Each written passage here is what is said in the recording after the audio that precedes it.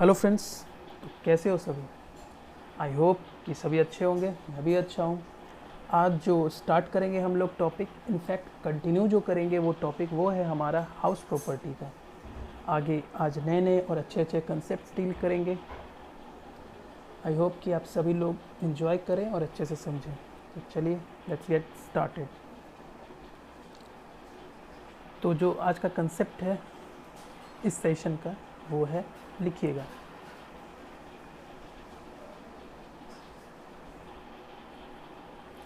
SSC owns more than one SOP। Sir ये concept तो कुछ सुना सुना सा लग रहा है। हाँ बिल्कुल लग रहा होगा। चलिए तो पुरानी बातों को फिर से ताज़ा करते हैं, ठीक है। सुना हुआ है कंसेप्ट सर, लेकिन उसका डिटेल डिस्कशन है यहाँ पे, ठीक है ना। चलो दिखाता हूँ कहाँ पे बात करी थी इसकी।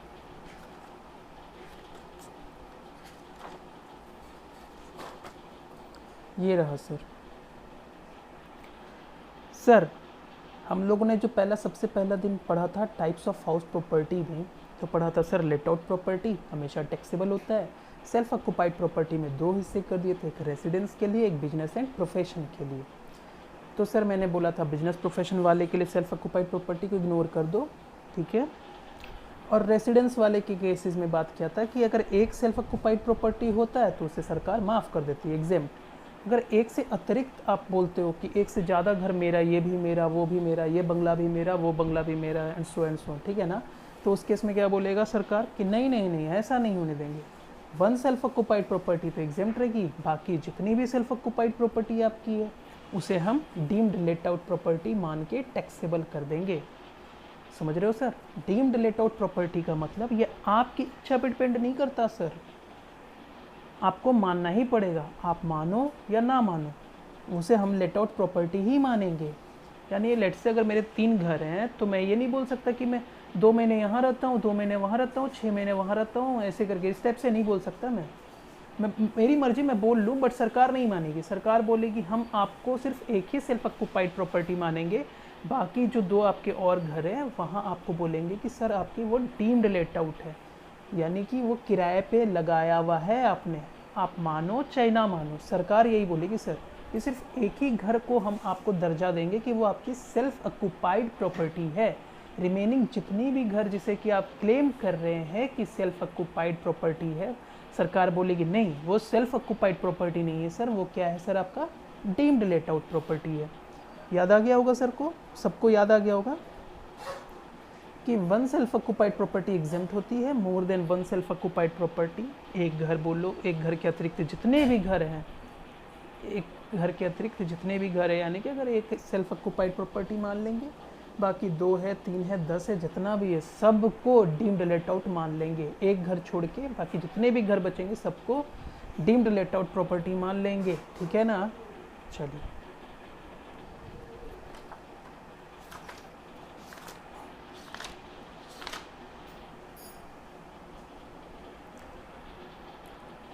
SSC owns more than one self occupied property, तो क्या होगा सर। चलो कंसेप्ट समझते हैं, पहले थोड़ा लिख लेते हैं इसके बारे में। One of such house property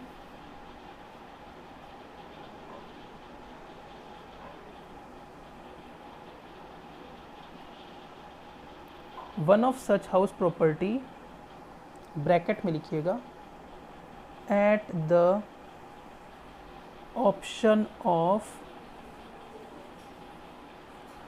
SAC, bracket close, one of such house property at the option of SAC, bracket close कर दीजिएगा, is treated as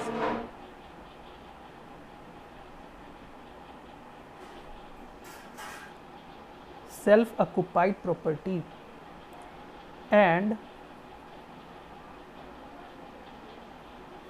remaining be treated as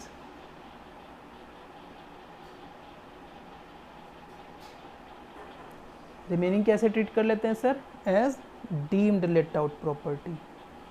ठीक है सर? Yes sir. सर बहुत सारे rice लोग होते हैं जो एक एक कोठिया नहीं बहुत सारी कोठियाँ बनाती हैं। इनफैक्ट कोई कोई तो ऐसे होते हैं कि हर एक स्टेट में एक एक घर अपना छोड़ देते हैं, यू नो ना। ठीक है, तो क्या बोलेंगे कि सर हम तो रईस लोग हैं, हम किराया नहीं लगाते, पैसे की कोई कमी नहीं है। बोले ठीक है, आपका शौक़ है, आप पालो, है ना, शौक़ की कोई कीमत नहीं होती। बट ये हम नहीं बर्दाश्त करेंगे। ये बोले तो सरकार ये बोलेगी सर ये हम नहीं मानेंगे कि आप सब में रह रहे हो, आप रहो, लेकिन हम आपको एग्जेम्प्ट नहीं करेंगे। एग्जेम्प्ट हम आपको सिर्फ वही करेंगे एक प्रॉपर्टी जो आप डिक्लेयर करेंगे। मैं फिर से बोल रहा हूँ, जो आप डिक्लेयर करेंगे कि 10 प्रॉपर्टी में से कोई, लेट से एग्जांपल दे रहा हूँ कि अगर आपकी 10 प्रॉपर्टी है तो आप डिक्लेयर करो कि हाँ मैं ये वाले घर में रहता हूँ, बाकी के घर को आप डीम्ड लेट आउट प्रॉपर्टी घोषित करेंगे। आप समझ रहे हैं ना? यानी आप एक सेल्फ ऑक्यूपाइड प्रॉपर्टी घोषित करेंगे, बाकी अज्यूम्ड है, मान लेगी सरकार की बाकी जो है वो सर आपकी डीम्ड लेट आउट प्रॉपर्टी। मैं फिर से बोल रहा हूँ सर, मेरा ही एग्जांपल है लो, अगर मेरे 3 घर हैं तो मैं सरकार को क्या बोलूँगा कि मैं एक घर ये जो है यहाँ पे सिचुएटेड है, इसे मैं सेल्फ ऑक्यूपाइड प्रॉपर्टी मानता हूँ। तो सरकार स्वतः जो है 2 जो मेरे और घर हैं उन्हें क्या बोल देगी, और डीम्ड लेट आउट प्रॉपर्टी मान लेगी उसे, और उसे क्या कर देगी सर, टैक्सेबल। ठीक है, अभी सबको समझ में आ गया होगा। लेकिन तो क्या इस लाइन का वर्ड आप समझा, मतलब आपने at the option of SSC. हाँ सर, इसका मतलब हुआ ये हमें सरकार ने पावर दिया है, हमें बोल दिया कि आपके हैंड्स में, आपको ऑप्शन दी जा रही है कि आपके जितने भी घर हैं जिन्हें आप सेल्फ ऑक्यूपाइड प्रॉपर्टी मानते हैं उनमें से किसी एक घर को आप सेल्फ ऑक्यूपाइड प्रॉपर्टी घोषित करें। ये आपको ऑप्शन दी जाती है, आपको राइट दिया जाता है कि आप किसी एक को अपना सेल्फ ऑक्यूपाइड प्रॉपर्टी माने, तो बाकी जितने भी बचे हुए घर होंगे उन्हें सरकार जो है डीम्ड लेट आउट प्रॉपर्टी का दर्जा दे देगी। समझ गए? यही लाइन है भाई कि one of such house property at the option of SSC, मेरे हाथ में है कि मैं किस घर को सेल्फ ऑक्यूपाइड प्रॉपर्टी घोषित करूं, बाकी जितने भी बचेंगे उसे तो डीम्ड लेट आउट प्रॉपर्टी मान ही लिया जाएगा। Is treated as self occupied property and remaining be treated as deemed let out property. आसान सा कंसेप्ट है, बिल्कुल सर। थोड़ा सा एक एग्जाम्पल क्लियर करता हूँ इसके साथ तो और क्लियर हो जाएगा, ऑल्दो क्लियर हो ही गया होगा। ठीक है ना? चलो लिखो। Suppose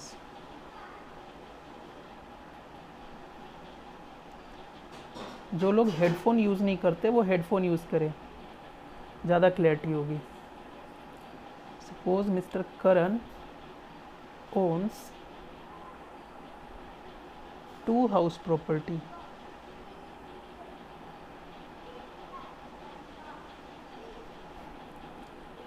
and both used for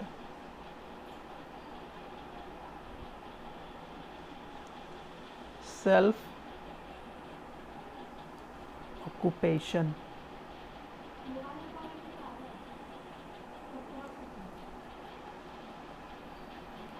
In this case,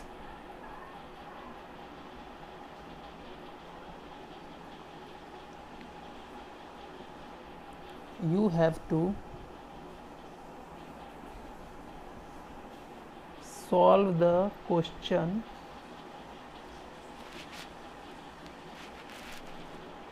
twice बोले तो 2 बार। क्या क्वेश्चन, मैंने एग्जांपल क्या बोल रहा हूँ उससे कि मान लीजिए कि मिस्टर करण हैं, वो ओन करते हैं 2 हाउस प्रॉपर्टी, 2 घर है उनके पास, और बोथ यूज़ कर रहे हैं, मतलब दोनों ही घर वो बोलते हैं कि मैं सेल्फ ऑक्यूपेशन के लिए यूज़ करता हूँ।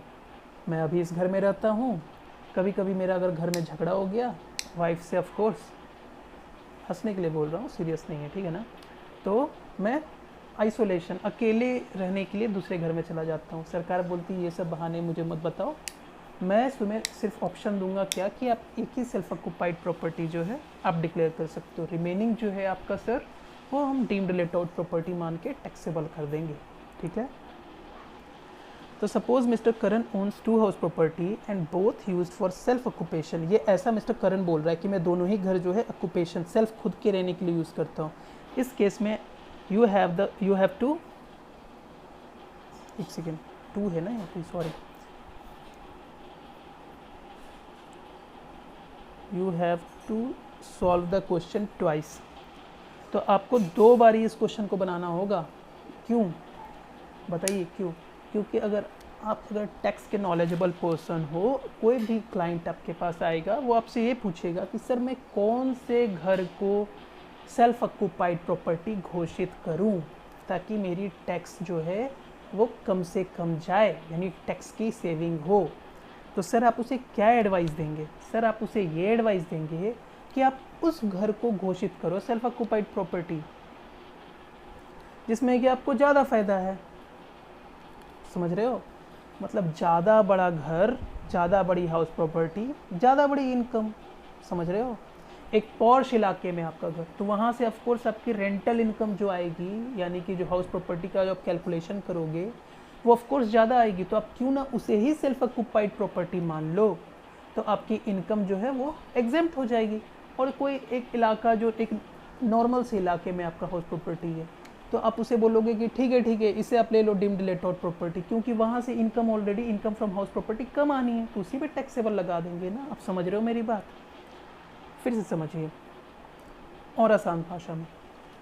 मेरा एक घर मुंबई में, एक घर पटना में, ठीक है? तो मुझसे अगर पूछा जाए, मेरा कोई क्लाइंट आता है, वो बोलता है चलो कि मेरा सर एक घर मुंबई में है और एक घर मेरा पटना में, मैं किसे सेल्फ ऑक्यूपाइड प्रॉपर्टी घोषित करूं? मैं बोलूँगा आप सेल्फ ऑक्यूपाइड प्रॉपर्टी मुंबई वाले घर को मान लो। क्यों? चाहे आप रहते हो चाहे नहीं रहते हो, आप पटना ही में रहते हो, लेकिन अगर आपका घर हाउस प्रॉपर्टी एक मुंबई में है, तो आपके पास तो ऑप्शन है कि आप डिक्लेयर कर सके कि हाँ, वन सेल्फ ऑक्यूपाइड प्रॉपर्टी आपको डिक्लेयर करने का ऑप्शन है, आप उसे घोषित करें और उसे एग्जेम्प्ट करा ले, उस पर इनकम पे टैक्स नहीं देना हमें। मैं बोलूँगा सर मुंबई वाले घर को सिलेक्ट कर लो। क्यों? क्योंकि सर वहाँ से जो इनकम फ्रॉम हाउस प्रॉपर्टी जो हम लोगों ने मास्टर शीट में कैलकुलेशन करना सीखा था ऑफकोर्स, तो आप जो मुंबई वाली हाउस प्रॉपर्टी से जो आपकी इनकम आनी है वो ऑफकोर्स बहुत ज़्यादा होगी वनिस्पत पटना वाले हाउस प्रॉपर्टी से। तो मैं बोलूँगा सर आप income from house property calculate कीजिए, आप देख लीजिए कि आपके किस घर से कम इनकम आ रही है। जिस घर से इनकम कम आ रही है उसे आप सेल्फ ऑक्यूपाइड प्रॉपर्टी नहीं माने, उसे डीम्ड लेट आउट मान दो और उस पर कम टैक्स दे दो। लेट आउट करोगे, डीम्ड लेट आउट प्रॉपर्टी ही तो टैक्सेबल होती है ना। तो उसी तरह से मैं उसे बोलूँगा कि सर आप दोनों का कैलकुलेशन कीजिए। इस लाइन का मतलब यही हुआ to solve the question twice. आप दोनों घर की हाउस प्रॉपर्टी निकाल के देख लो, जिसमें कम आ रहा है उसे आप डीम्ड लेट आउट करने के लिए छोड़ दो, और जिसमें ज़्यादा इनकम आ रही है उसे सेल्फ ऑक्यूपाइड मानकर माफ़ करा लो, इनकम एग्जेम्प्ट करा लो। समझ गए? यस सर, बड़ा ही आसान कंसेप्ट है ये तो, बिल्कुल आसान सा है। लेट से मुंबई वाली हाउस प्रॉपर्टी से जो मेरा इनकम आता है वो साल का 5 लाख आता है, और पटना वाली प्रॉपर्टी से मेरा इनकम साल का 4 लाख आ रहा है। तो मैं किसे बोलूँगा माफ़ करो सरकार? मैं बोलूँगा ऑफकोर्स जिससे ज़्यादा इनकम आ रही है उसे माफ़ करा लो, ठीक है ना। तो उसे मैं सेल्फ ऑक्यूपाइड मान लूँगा तो वो ऑटोमेटिकली माफ़ हो जाएगी मेरी इनकम। और पटना वाला 4 लाख वाला इनकम है, उसे बोलूँगा ठीक है सरकार आप इसे डीम्ड लेट आउट मान लीजिए और इस पर आप टैक्स ले लो मुझसे। तो 4 लाख पे टैक्स कम बनेगा, 5 लाख पे ज़्यादा बनता होगा, जो कि मैंने सेल्फ ऑक्यूपाइड प्रॉपर्टी मान के एग्जेम्प्ट करा ली। समझ गए? Yes sir.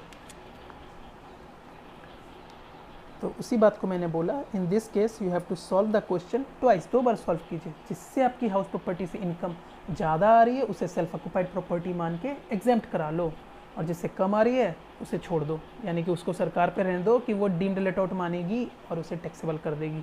ठीक है? कम इनकम कम टैक्स। ओके चलो, so you have to solve the question twice. इसी को थोड़ा डायग्रामेटिक वे में बता दूं। ऑप्शन 1,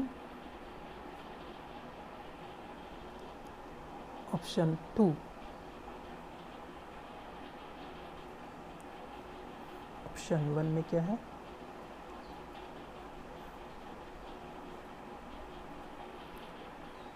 सर हाउस प्रॉपर्टी 1 जो है मेरी और हाउस प्रॉपर्टी 2, उसी तरह से हाउस प्रॉपर्टी 1 और हाउस प्रॉपर्टी 2।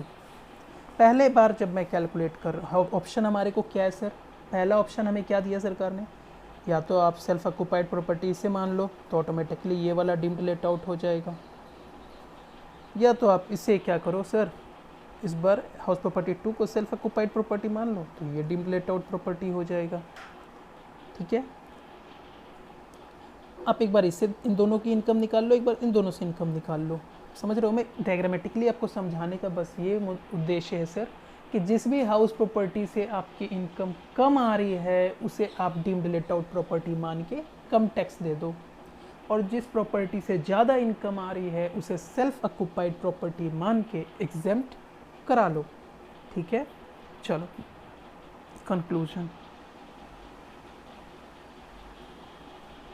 कंक्लूजन क्या निकला?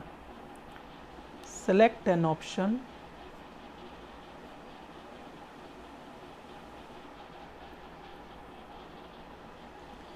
विच इज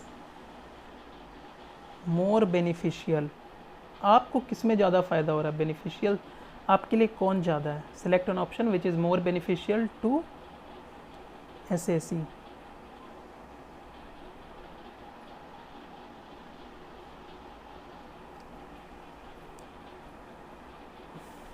ब्रैकेट में लिख लीजिए इनकम इज लोअर। कहने का मतलब वो सर जिससे कम इनकम आ रही है सर हम उसे ही हाउस प्रॉपर्टी क्या मान लेंगे सर? लेट आउट, यानी डीम्ड लेट आउट वाला। हम वही ऑप्शन सेलेक्ट करेंगे ना।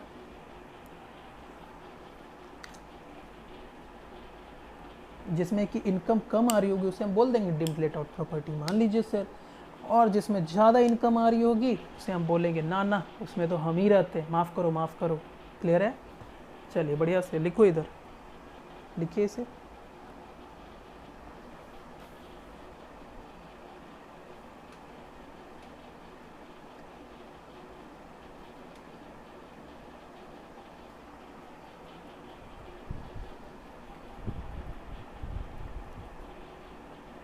लिखो अच्छे से।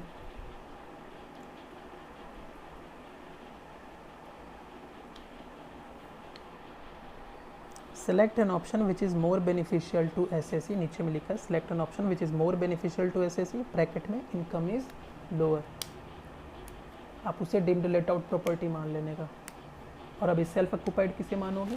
ऑफ कोर्स महंगी वाली प्रॉपर्टी। तो महंगी वाली प्रॉपर्टी से ज़्यादा इनकम मेरी माफ़ हो जाएगी, हमारा टैक्स बच जाएगा ज़्यादा। ठीक है,